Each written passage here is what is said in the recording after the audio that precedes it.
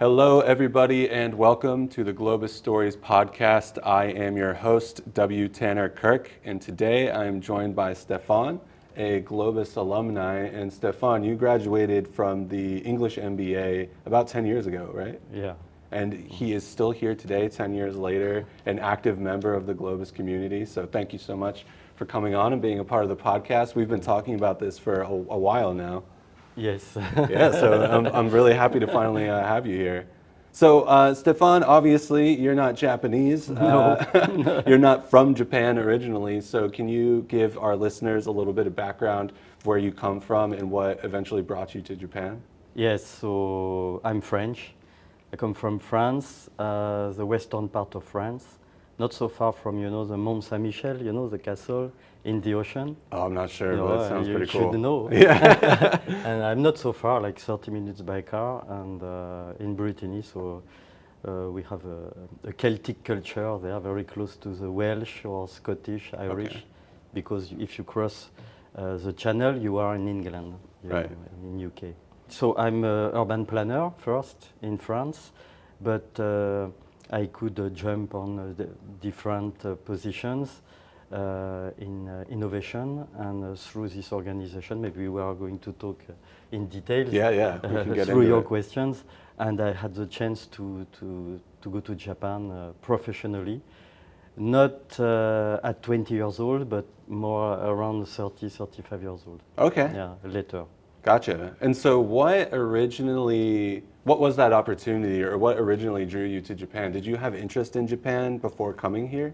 Not really at this time, but a while ago before I was in US, and I had some friends there, and a lady I met there 6 years before contacted me because she worked in tourism in Europe, and I had the chance to meet her, and she became my wife. So I was married with a Japanese lady in France, and each summer we visited Tokyo, Japan, and it was not so easy for me to think about the possibility to get a job in Japan, but through my activities, I was involved in innovation, so particularly the ITS, Intelligent Transportation Systems, and it's well organized through a community. So we have an ITS World Congress, and ITS Japan is involved, ITS America, and so on. I had the chance through my activities to push what I wanted also.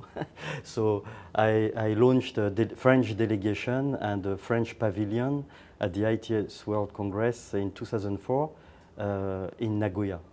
One guy I knew before at European level said, "Why? But you are married with a Japanese lady. Why don't you want to work in Japan?" And the chance, my correspondent inside my organization, so I launched ITS France, worked at a PSA Peugeot Citroën at this time, the French car maker, and he took the position in Tokyo at the PSA Tokyo office. And his number 2 was leaving at this time, so I had the chance to jump on board Right on. and to join this representative office in Tokyo, and I stayed there 8 years. Yeah. And so real quick for people listening or watching, could you explain what ITS, Intelligent Transportation Yeah. Systems, is for people who might not be aware of what that Yeah, means? so it's just a digital transformation of the transportation sector. So first it was more on the infrastructure, about technologies, so the efficiency, also for environmental purpose, but it has shifted progressively to mobility. So the usage, the behavior, and now we have smartphones, we can get some information about traffic in real time and so on. So it's called in ITS, Intelligent Transportation System. So is it related to automobile transportation as well, or is it mostly just trains, subways, or? All the modes. All of them. And the strategy is to integrate the different modes. So we talk about multimodal transportation systems, and you can connect also first and last mile solution to the public transportation lines to create a comprehensive and logical transportation systems for urban mobility. Yeah. Gotcha. So I worked in the automotive industry before I was in ITS, but I was contacted by Toyota, and I could work with Toyota Motor Corporation 3 years more in Japan. So I stayed in Japan 11 years, and I worked on first and last mile solution with Toyota to connect with public transportation solutions. So I was based in Toyota City, but I was the project manager of a project launched in a French city in France. Interesting. So they Crazy. selected me because, of course, the project was in France, but also at this time, the famous ITS World Congress was in France. So, you know, the stars alignment, and they decided to welcome me at Toyota Motor Corporation close near in Aichi prefecture at Toyota City at their headquarters. So it's very rare to sign a contract individually with TMC. It's even not possible. Usually you have foreigners working there, but they come from Toyota Motor Europe or Toyota Motor Thailand, and they can stay in Toyota City at the headquarters like 2-3 years, but it's not, they don't sign a contract. They are sent to TMC for a few years. But in my case, individually, I signed with the big Toyota Motor Corporation organization and their human resources. Yeah. Yeah. It seems like things really just kind of like fell into place that way. Just backing up a little bit, so you came here working in ITS. You're in a French company. So I joined the PSA Tokyo office before I launched ITS France for the promotion of ITS in France and Europe, and through the ITS World Congress. But through this connection, I joined the PSA Tokyo office, and inside of which I was in charge of business intelligence. Gotcha. So as you can imagine, it's not only technologies, it's much more, from the new vehicle on the market in Japan to the new plant of a Japanese car maker in US or India, and to FTAs.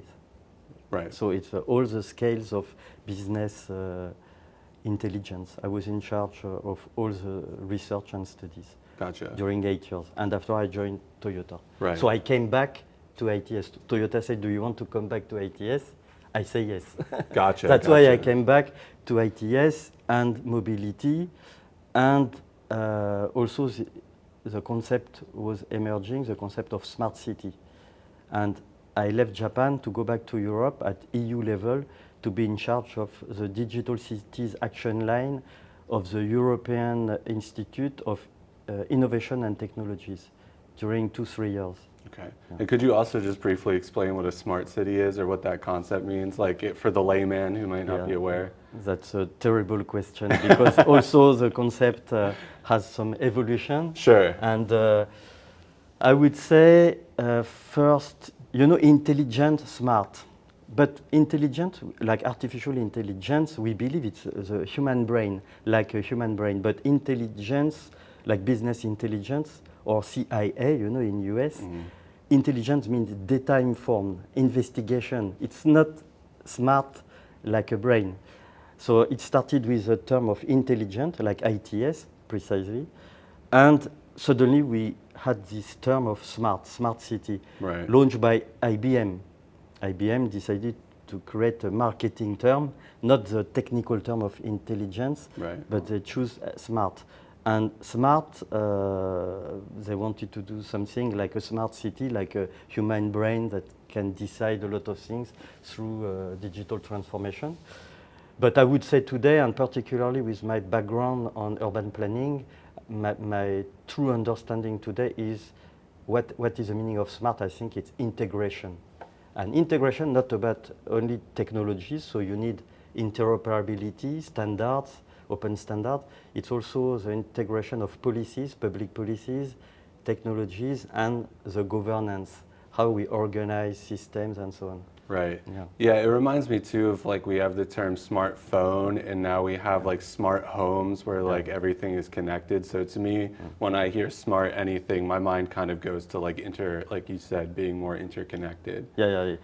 really the precise explanation is integration. We integrate different things, and after it's also why do we want to integrate? And also there is a shift like from transportation infrastructure to mobility and behaviors.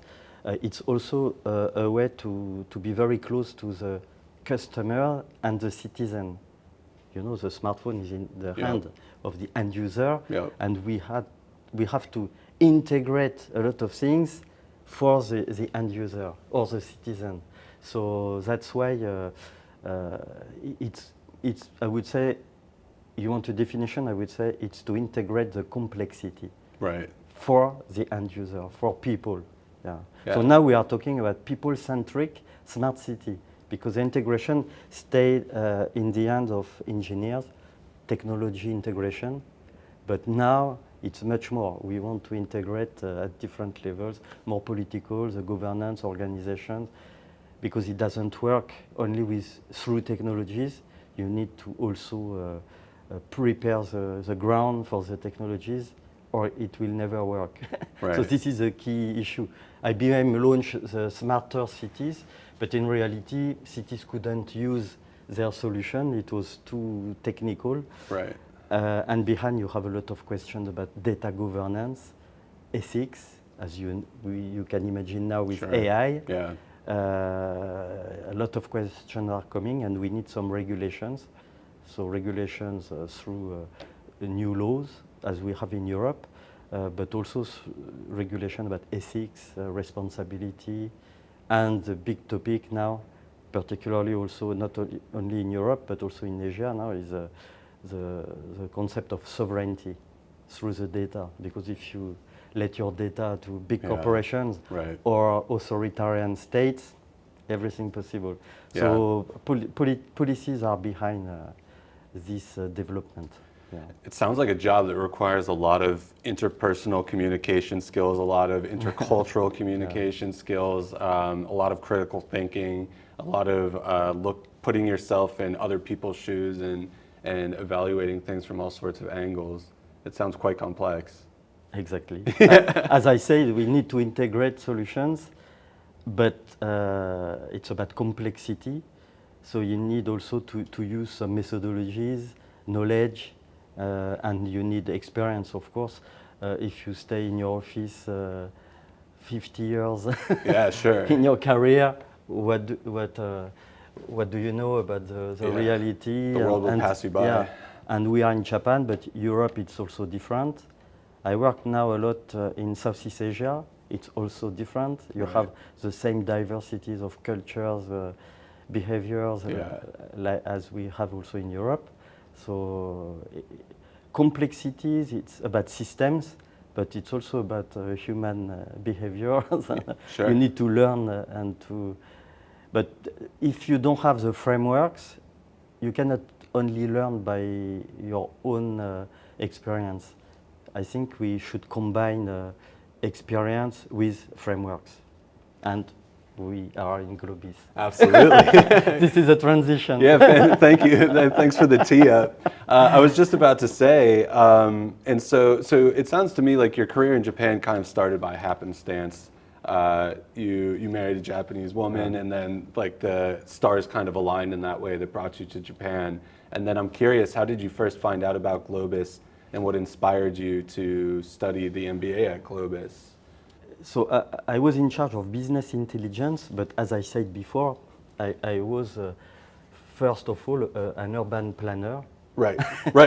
But when I launched ITS France, this organization in France, I was in charge of the development. And my boss said, my president said, okay, you know very well about social sciences, political sciences, a lot of things. Mobility and so on, but you need more knowledge on technology. So I got at this time, same as GLOBIS, during 2 years I worked beside my career, my job, to get a master on ITS, Intelligent Transportation System, at a high-level school near Paris, very famous about engineering. So same story. I was in charge of business intelligence in Japan, But you know, from the markets to FTAs, it's economy, it's about a lot of things, business development. You need to learn also if you don't have the frameworks to understand or to work on these topics, it's very difficult. So the first years, it was okay, but at the end, I wanted to improve myself, and I had no real motivation for MBA first, but little by little, I thought that maybe, but I didn't know what is behind the curtain. You know, it's very difficult because you don't know an MBA. You have this brand, you know, it's good, but you don't know exactly for what. It can feel very generic, I think, Yes, in MBA. and a lot of stereotypes also, you don't know very well. And I don't remember well, I saw an advertisement. There was the launch of a free course on critical thinking. Immediately I connected with my future friends in GLOBIS from Mongolia, from a lot of diversity of nationalities. And I told you I met my future wife in US. Yeah. I went to New Jersey, close to New York. That's where I was born. Oh, nice. And to learn English a few months. And there I met Japanese and a lot of nationalities. So I had a nostalgia. And when I could meet different nationalities, I remember my past experience in US and this motivation plus the knowledge through the critical thinking course, because also I'm very critical, I like it a lot. Yeah. So it was also my personality, so it was very well aligned. And I decided to be committed in an MBA. And so it was kind of that first class that really got you. Is that but critical thinking, it clearly aligned. After the contents of this MBA, also, if you don't know, you cannot know before. Right. Only through some stereotype. But to me, same as when I arrived in Japan, I didn't know Japan. I arrived in GLOBIS, I didn't know MBA, and, except the critical thinking course. So of course, I had my job, so it was a challenge, but I expected that this knowledge could bring me to another stage, because I was already 7-8 years in this position for business intelligence. So I was thinking the next step. Right. Maybe moving to another position Right. or another company. I didn't know it, but I felt that because when I came in Japan, I believed I could stay here 3-5 years maximum. But in Europe, Everyone says that. Yeah, also. But in Europe, we had the financial crisis Right. in 2008, and I arrived in Japan 2005. So I wanted to go back to Europe in the impact of the financial crisis. Yeah. So also, it was not possible. Right. Clearly not possible to come back in Europe. I was in a small office here, very nice life in Japan, so I decided to stay. But if I stay in Japan, I need to improve to level up. So it was perfect. Suddenly I could see some advertisement. Maybe it comes from a French guy who sent some information on social networks, something like that. Yeah. I even don't remember well. Yeah, that's okay. And I joined, and so the question after, it was not so well accepted by my boss. Okay, because to do the GLOBIS MBA? Yeah, because it sounds like I'm going to leave, you know. Oh, right. It's often like that. So he didn't not approve, but he said, okay, you can go to the course in the evening, no problem. Gotcha. So he said, but I don't pay for you, and you do by yourself. So it was a real personal motivation. Interesting. This MBA. And as I said, I joined Toyota, and also Toyota Motor Corporation. They have their own culture, their own methodology, and first, it was not so easy to talk like an MBA with them. It was very closed. They have their Kaizen, all their own concept, own corporate culture, and it was very difficult. Also, they say the same. You can do because I was ending at this time my MBA, it was the last month when I joined Toyota in Aichi. I had to go back for the last courses to here finish up. because it was the last. I don't remember, like six months or 3 months. But they say, okay, we will give you some time to finish it, but we don't need your MBA. Okay, but finally, at the end of my 3 years working in urban mobility, I said to them, okay, now if we really want to succeed the project, to sell the solution in the French city, and I use completely my knowledge on marketing. That's awesome. Persona, all the concept I use, and I pushed inside Toyota. I really pushed the way to proceed, and they validated the budget and everything. Incredible. So, but really at the end, it was the last year, right, on the 3 years. So the feeling. So now it's 10 years after. Also, the society has changed a lot, even in Japan. So this idea of MBA now is much more accepted, maybe in the economic networks, companies, and so on. But at this time, it was not so. It was more like a gadget, or to level up. Kind of like a sabbatical almost. So it was not so well accepted. Also, it's something new that you add in parallel of your business. So they don't like. They say you can do it, but finally, at the end of the day, it was for me very, very important because all these frameworks I used after in my career. Yeah. I want to dig into that a little bit because as someone who's worked in like intelligent business systems for the majority of your career, and I've heard you've mentioned throughout this conversation several times the frameworks and how integral that's been to your career moving forward. Also, I think it's really interesting you touched on kind of the stereotype of the MBA, and before you started with GLOBIS, it wasn't super appealing to you.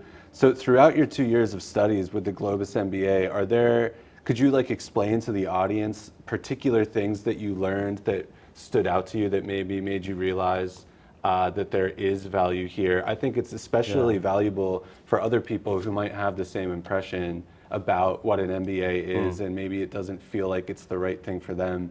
But I think GLOBIS has a quite unique way of approaching the MBA, and it's clearly had an impact on your career.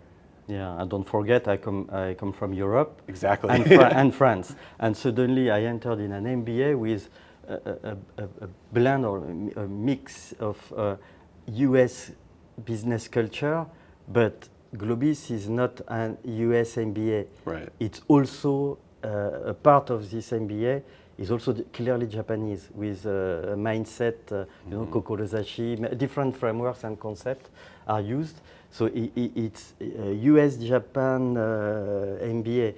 But me, I came from Europe. And in Europe, particularly in France, we like things that are very logical but theoretical. And when the theory is very logical, this is the truth. It's the French mindset and also sometimes the European mindset on the rationality and so on. So when we think this way, we believe it's the truth. But when I entered GLOBIS through, the teamwork and so on, it's not one individual that can use only his brain and to create a logical understanding of context and situations. I could hear different perspectives from people through the teamwork, but also at the end of the day and the course, there was no one solution, no one size fits all. Each teamwork discussions, because we had different groups, could bring different solutions on the table. That could be also logical. Kind of a complete subversion of your... So it's less theoretical, it's much more pragmatic. So maybe it comes from also both. I think the American culture, better than me, more pragmatic. But I was in Toyota. Toyota, it's not so top-down, as it's another stereotype, it's not so top-down. You have some orientations that are top-down, but I would say The job is, you have the concept of Genchi Genbutsu, and it's very grounded. Could you explain what that means Genchi for someone that doesn't know? Genbutsu, it means from the ground, you need to evaluate the reality from the ground. So Right. sometimes you have top management in very big corporation in Japan, and suddenly they decide to visit because they don't trust intermediary managers. And that's huge in and Japanese they go business. directly, and you don't know when. You know, like audit. You know, they come suddenly for accounting everything. Yeah. you Yeah. don't know, and they come and they ask a lot of questions on the ground to compare with the hierarchy and a lot of information. So Toyota also, I learned, but I think it's also in the Japanese culture. It's more contextual culture, less theoretical, Definitely. but very contextual. So the American pragmatism plus this Japanese contextualism create this contents in GLOBIS, in this MBA. So, and me, as European and French, I can also combine my logical thought from my university in France. So I could combine a lot of frameworks. And when you combine a lot of frameworks, you create also something unique in your work. If you talk about smart city, you need to understand the policies, urban planning and so on. But you need also to understand how to build the solutions, digital transformation to support urban sustainability, because now we have also the global frameworks, such as SDGs, you know, Agenda 2030 from the United Nations. It's not so symbolic. You know, we have a lot of frameworks like this, very symbolic. Behind you have integrated public policies that should be devised by cities. Then you need some a new solution like urban digital twins that can replicate virtually the cities through different digital solutions. And then it could be some public actions through real-time data. So, and we talk about resilience now. You know, the climate change has some impact, and the city should react through digital solutions. We need to monitor different events, and we need also to evaluate the policies. So a lot of things, and in order to integrate, if we come back to what we should do to integrate the complexity, you need a combination of frameworks. But the frameworks are born in different contexts, Europe, Japan, US, but if we use them in silo, it doesn't work so well. But if you succeed to integrate them, you can create unique solution for unique context. And it's crucial when we talk about cities, because one city is very different with another. I would say customers also, but customers, it's the mass, you know, so you can devise and design a solution for the mass. But cities, they have a particular context. So it's very difficult to decide the one size fits all solution for one city. They tried, they failed.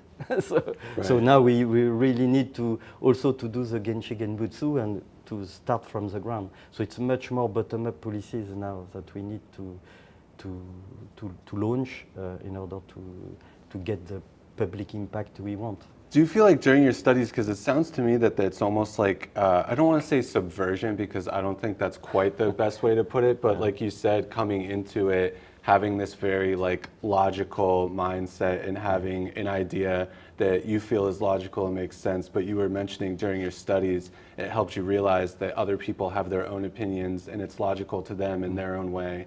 Was there kind of like a light bulb moment for you think, where you realized that there's this other way of approaching these problems, or was it more of like a natural progression throughout your study? I think you don't know. It's little by little things happen. You change the way you think, but little by little. If you have 100% of Japanese people, they will think the same. But through this English MBA, it was not 100 of Japanese people. Right. You had Japanese working in European or American companies. They were Japanese, but they didn't work in a traditional Japanese way. And others were from Mexico, from Australia, Yeah. from different nationalities. So first of all, suddenly you can have different perspectives from their own countries, their own culture, their Right. own mindset. After, they came from different backgrounds. So I was urban planner first, but I worked in ITS and so on. I was in the automotive industry. Others were in different sectors. Right. With different, one was in marketing, the other one in engineering, another one is pure business development or abroad. You know, they work in Dubai. So it was a mix of a lot of diversities, but it's not one individual brings one perspective. What I said clearly is the result of the teamwork that is very interesting. Not one says did something different than me. That's okay. It's also the case in Europe also. No, the point is through the discussions, each team will build and bring a unique solution. Yeah, absolutely. And if you can compare to another table with different students, Right, and then they will bring something else. So sometimes it's different because there was a big mistake, but sometimes it's not a mistake. It's Right. just the way to think together that can bring something completely different. So we are clearly in innovation.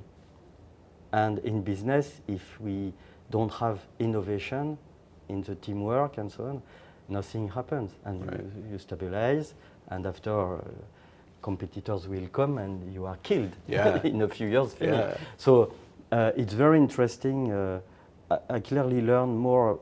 It's Japan certainly, but here I clearly learned a lot about the role of diversity for innovation.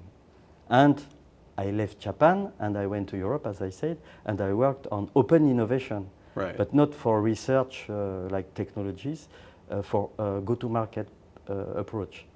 So I worked at European level on open innovation for a go-to-market approach. Right. And all what I learned here was crucial, very important.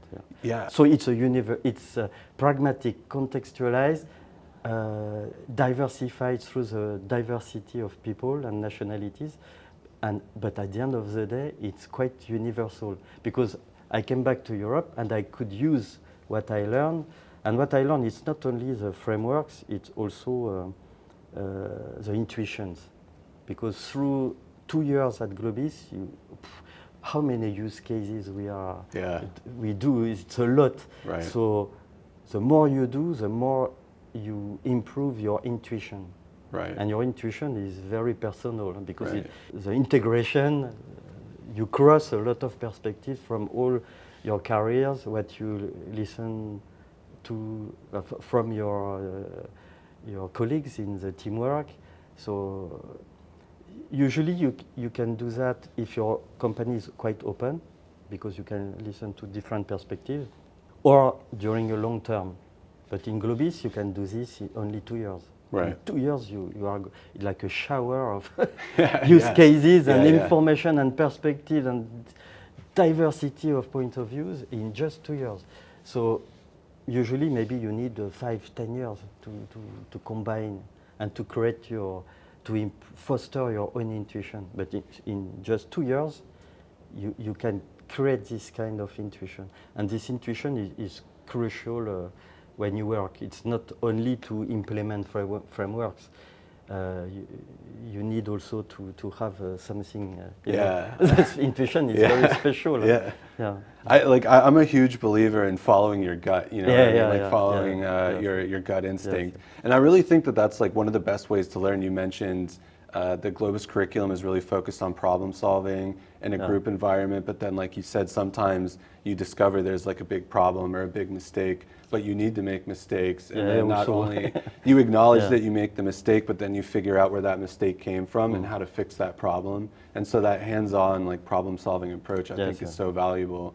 and kind of, at least for me, kind of smashes like the more stereotypical idea of like what a more generic MBA experience would be like.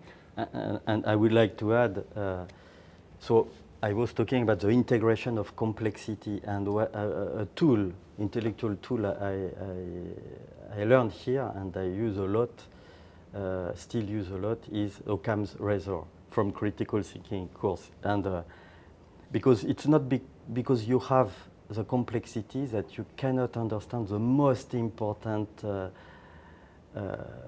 reasons that can provoke something. And through the Occam's razor, you can, I don't want to say simplify, but you can identify in the reality a few points that are the priority in the evolution of something. Yeah, it's so important. If you don't know, if you cannot use these tools, you will be, like today, over-informed about you cannot, with only one brain, to support all this information at all scales to understand how to deal with, for in my case, smart city. Right. It's not possible. So you need also to have some tools to cut the noise. Break it down. Yeah, and to not to simplify, but to rationalize the way to understand the reality.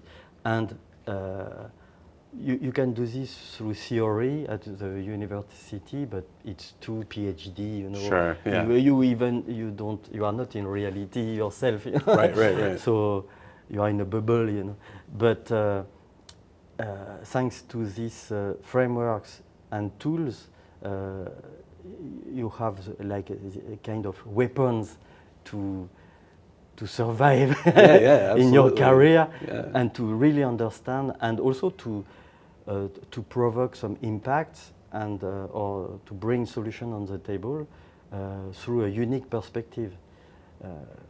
Otherwise, it's just copy paste, and finally you feel that you work, but you don't really work. Yeah. So if you really want to feel that you work, you need this kind of frameworks and tools, and you need to master them.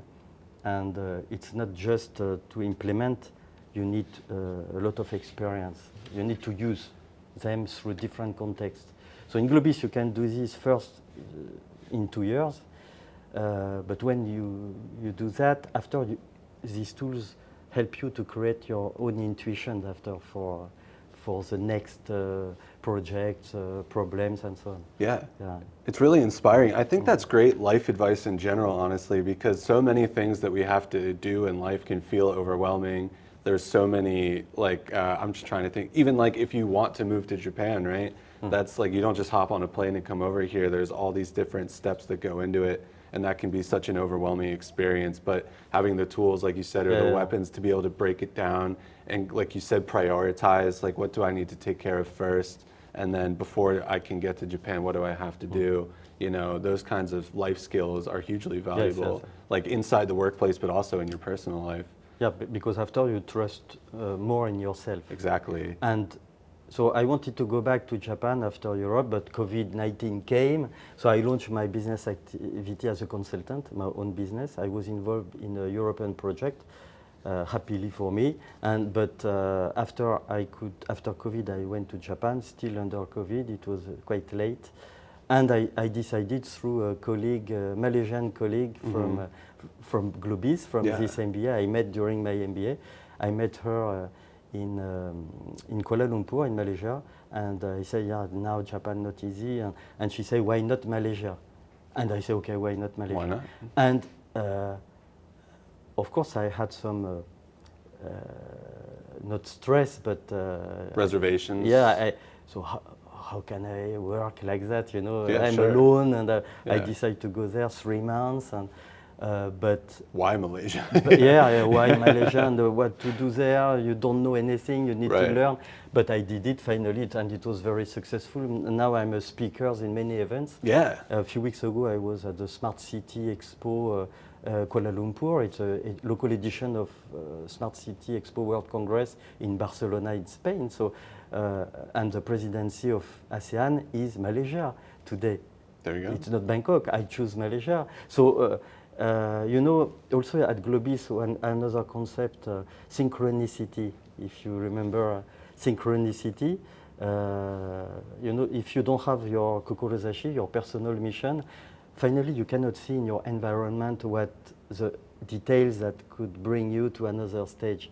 But if you have motivation or a future idea, suddenly you can identify things and you can jump on board. And I think the Japanese philosophy and Asia philosophy is very contextualized, and they all the time wait for stars alignment, you know. Yeah.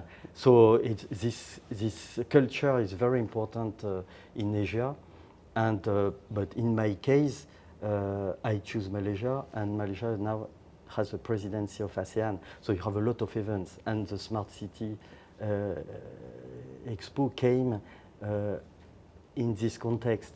So thanks to this, what I learned in Globis, it's not only frameworks, tools, it's also a way to identify, as I did before, also in business intelligence, you need to identify the few things in your environment, and then you can align and connect them, and things happen, and the success happen. But if you don't know what you want to do, if you just want to become a director or to get a big salary, just climb the ladder. You wait something, but climb the ladder, but it's not contextualized. Right. You have no values inside. Right. But if you don't have no values, with no values, you cannot identify opportunities. Yeah. And this alignment. So what I learned in Globis also is it's difficult to say. It's not only intuition, it's a kind of philosophy to be, not to be too proactive, to also stay in silence sometimes, wait for the good opportunity, to be at the good time, at the good place, where things will align, because you know it will align soon. Right. Because for different reasons you could identify, and then you can jump on board, and you can become successful. I think that's a skill in and of itself too, is like being able to, something that we talk a lot about on the podcast is opportunities don't necessarily fall from the sky, right? But you have to be proactive. Yes. But like you said, at the same time, being able to identify when the right opportunity comes and then be able to act on it, right? Yeah. Like you said, being able to break down larger situations, prioritize, and then also following that intuition, that gut feeling when you know things are lining up, and then that's the right opportunity. I wanted to expand a little bit too. You mentioned and this also ties into the philosophical element of the learnings at Globis, is this concept of Kokorozashi, which isn't super, it's not as a colloquial of a term as something like Ikigai, which I think is, it's more well known throughout the world. And you mentioned it's essentially a personal mission, but at Globis we kind of frame our curriculum around this concept of developing your own Kokorozashi and having that kind of inform your career decisions and the way you go about business moving forward. So could you share with our listeners what your Kokorozashi is and how that has kind of like applied to your career as a consultant after your time at Globis? It's a big question. It's a very difficult question because when I heard about this at Globis, and I could see also other colleagues, students, we tried to create some things, but it's not deep. Right. It's okay, I need to do so. This. I have to say something. And me, I was joining Toyota at this time, so I said, I want to work on it's a big deal. Multimodality and like this. But I was already inside. It was a start, so it was a little bit fake finally. But okay, I did like this.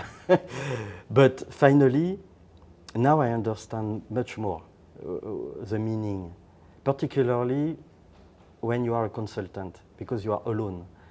When you are in a company, you are formatted by the company. Sure.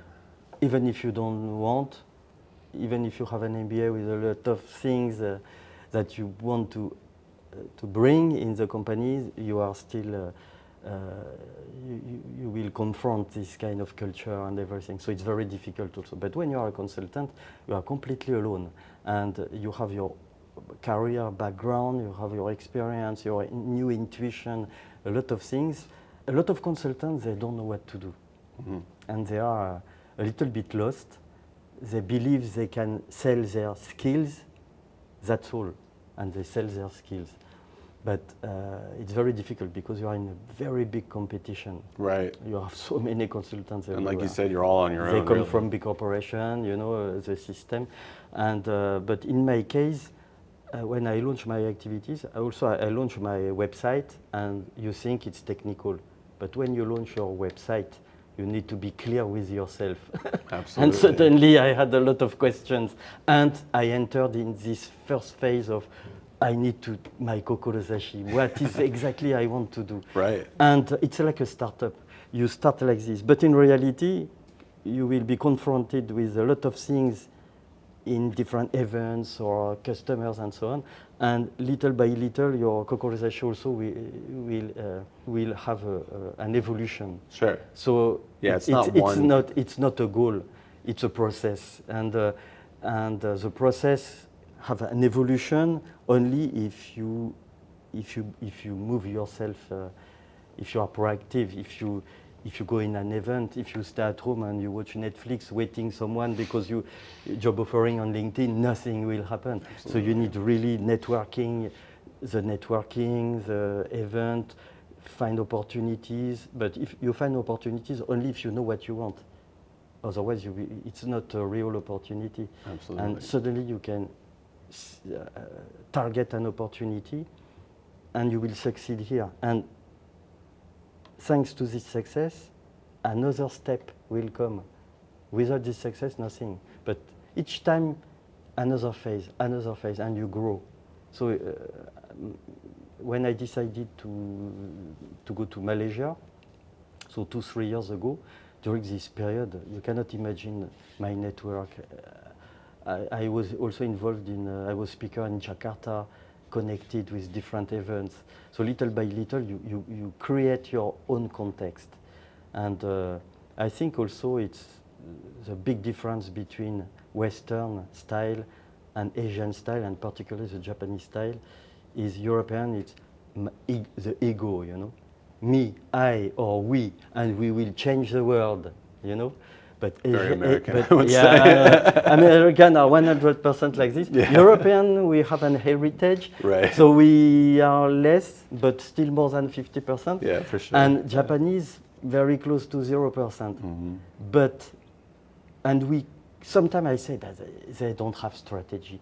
They don't have the Western style of strategy, but they have another style of strategy, is to build the context, or to push, or to change the context in order to succeed. So sometimes it's behind the curtain, you cannot see, you cannot feel the strategy, it's just buzzwords, you know, vision, big target, but in reality, behind the curtain, they work a lot to create the context to make things happen. And in Europe, sometimes, in Europe we do, but yes, US, we don't care about the context. You come with a bulldozer, yeah. And it works in US, it will work in Asia, in Europe. Yeah. This is a little bit this idea. It's more like top-down, but what I learned a lot in the way I produce my own strategy now is to build the context.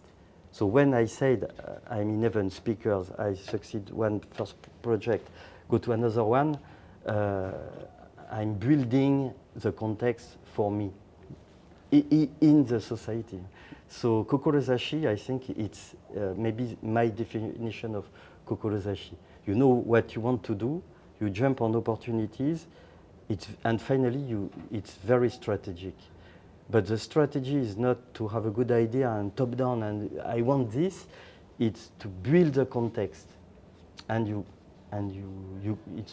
prepare your own growth like this. Man, we need to get you in a seminar or something. I think honestly that's like one of the best explanations I've ever heard of Kokorozashi. I think you put it very well. And again, I think especially these days, like my generation, millennials and younger, I would say, I'm seeing so much on the internet these days. There's a lot of negativity about work and life, and I think a lot of people are feeling meaningless in their career, or you know, a job is something that we have to do to put food in our belly and have a roof over our head. But you know, I think a lot of us are suffering these days from like big existential questions of feeling like why, like not having a purpose, or why am I doing what I'm doing? But everything, I don't want to just regurgitate what you said because you just put it so well. But again, I think this idea of a Kokorozashi is very impactful, not only for your career, but your personal life. And like you said, you have to build the context yourself. It's a process. And you create the context over time, and it's not just this one. I think so many times too, of course it's frustrating, like people want the easy answer, just feel like, and everything is different now. But like you said, I think it's really, really enlightening, anyone listening here, that building the context yourself, finding that context over time, and like one step at a time, and that's what I think ultimately gives you that drive and that purpose. I remember at GLOBIS when there was a little seminar and someone said, but if you are not happy with your job, leave it, trust in you and you go. So that's why GLOBIS is very important, because you have the tools, frameworks to trust in yourself, and you can do this. But it's very difficult to decide this. Because you are in your company, you are struggling, not good relationships, the job is not good, meaning is useless, but you have still a salary. Are you going to leave or not? I would say if you are too young, doesn't make sense, exactly what we said before. To create your intuition, you know, as you said, you need experience. So it's very important to create this experience. You have the 2 years at GLOBIS through Teamworks. It's the way to accelerate it, but you need also to be in real life. It's not just an MBA's use case. Real life is much more complex. Absolutely. So you need to have some experience in a corporation, or me, I worked in public, private, big corporation, I worked also with small startups and so on. So you need to create also your own context through experience, and then when you have this experience and frameworks and tools, you can also launch your own company, for example. Or a consultant, but very important. I couldn't imagine I will become a consultant. Never, because I was in the flow of the job, you know, Tokyo office, and after a project, and each time I could rebound happily. But you know, when you are young, you believe that. So it's maybe my old generation. Maybe it's not the same with young people now. But we believe that everything is stabilized, and you can go forward, you can buy your house and everything. Everything will be okay, family, children, blah, blah, blah. And we never talk about after 40s, after 50s. Never, even on TV. We never talk about this. But in reality, it's a time where you will have a lot of changes in your life. Because you are too old for the company, they will push you. I know a lot of colleagues, they are outside of their corporation, but it's too late. They have their only one experience inside one organization. After, it's very difficult. So my advice is to, even if it's very difficult to think about the future, but through Kokorozashi and the process, to already think that the life is until this period. And how are you going to be prepared to face this period and the new context that could come? You lose your job, your company bankruptcy, or everything possible. But you are not young anymore. So it's not easy to find another job. And so it's very important to have this methodology, frameworks, process, and concept like Kokorozashi. I think it will help you a lot keep you keep you on the path. How are you going to rebound? To adapt the situation and to solve your own problems and to engage a process to rebuild a context for you. If you don't do that, you can watch Netflix every night and nothing will happen. Exactly. So it's very important. Yeah, they say the obstacle is the way, right? Like the only way out is through. I can relate to that a lot because actually my dream when I was younger was to be a chef. And I did work in restaurants before I moved to Japan and came here. And I often think to myself, looking back on it, 10 years ago, I would have never imagined that I would be sitting here in Tokyo talking to you right now, working at GLOBIS. And it just goes to show that, like you said, following your intuition, taking the opportunities that come to you, jumping on that when it feels right. And something too, kind of to bring it all full circle as we wrap up here, it really stood out to me that you mentioned at the beginning when you were interested in taking your GLOBIS MBA, your boss at that time wasn't very supportive. Sure. And I think a lot of people, if they get that kind of feedback, they might think like, oh, well, maybe it's like he doesn't want me to do it, or like maybe that's not a good idea, so I just won't. Exactly. And if you had kind of like shut it down like that, you wouldn't never have had these experiences too. So that really, I think, resonates with your entire journey of going for it. And that's why it's clearly for you. It's not an MBA for your employers or your company. It's really for you to also to protect yourself or to prepare your own future through Kokorozashi. This kind of process, it's for you. If you believe it's just a diploma to justify some things to an employer, it doesn't make sense. It's better to watch Netflix. Right. But if you really think it's for you and you prepare your future progressively, it's a methodology behind, and it's very important. So I said I went to Malaysia after 2-3 years. I did a lot of things, even the small things, the small steps everywhere. But at the end of the day, I have now a big network. I was speakers at major events, and I work now for a Japanese organization, a kind of Asian OECD called ERIA, Economic Research Institute for ASEAN and East Asia. So the headquarters is based in Jakarta, but quite maybe 80% funded by Japanese, by the ministry METI. And I'm engaged in a research study on urban digital twins and sustainability for cities. And I couldn't expect this a few years before. Even when I came in Malaysia, I didn't know. So we cannot imagine the opportunities we have, and they will only come if you believe in yourself. And to believe in yourself, you need to have some support, the framework, the tools, the knowledge, your own experience. You need to bring also some experience, otherwise you talk like a theory, you know. Yeah. And then you will have this intuition, and everything finally everything is possible. that's the beauty of, I won't say the MBA, but the life. Right, yeah. The life, yeah. Yeah, I think that's honestly a beautiful place to kind of close things here, because again, as somebody, I really resonate with the message that you're sharing, and I think it can be really easy to get caught up in a negative mindset if things aren't working out. But if you're shut down and you kind of shut yourself off to the idea of future opportunities, if you tell yourself nothing is going to work out, or there's nothing out there for me, like you said, I'm just going to stay at home and watch Netflix or something, kind of like numbing out, then you aren't going to find the opportunities. But it's important to keep in mind that there will always be new opportunities. There is something out there, but you have to be ready and able to find them. Yeah. So I'm in Japan now. I have also my family here, but I was invited at Osaka Expo as a speaker at the Italian pavilion. Oh, really? So I talked with some leaders. When did you go? It was last 10 days ago. Okay, yeah, we were actually just there for a retreat. Oh, okay. Our GLOBIS team. So one Italian leader said, so he learned about my career a little bit. Someone explained, and he said, "Oh, you had a very interesting life," but I said it's not finished. Yeah, there you go. Yeah. It's not finished. Yeah. I have a very interesting life. Yeah. You had a very interesting career. It's not finished. I love that. Yeah. I even don't know what could happen.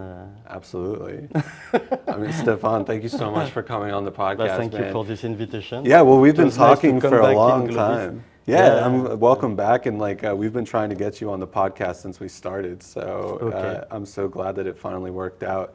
And thank you so much for being here. Thank you guys so much for watching or listening. If you're watching on YouTube, don't forget to leave us a comment, like the video, hit the bell so you don't miss a new episode, all of that good engagement stuff. You can find us on Spotify, Apple Podcasts, iHeartRadio, all that good stuff. And until next time, don't give up. Yes.